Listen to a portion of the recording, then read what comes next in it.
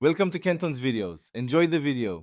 In this video, I will explain how to put Freon in a Buick Lacrosse. First, always prioritize safety by wearing appropriate gear, like safety glasses and gloves, to protect yourself from refrigerant.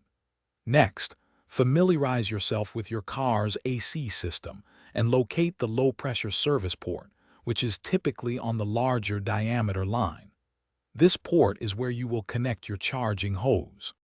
Before adding any refrigerant, make sure you have the correct type, which is R134A for most modern vehicles.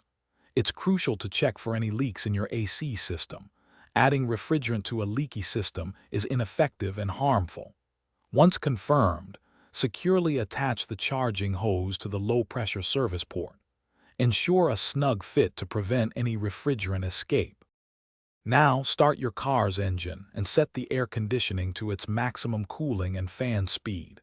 With the engine running, slowly introduce the refrigerant into the low-pressure port. Continuously monitor the pressure gauge on your charging hose to avoid overcharging, which can damage your AC system.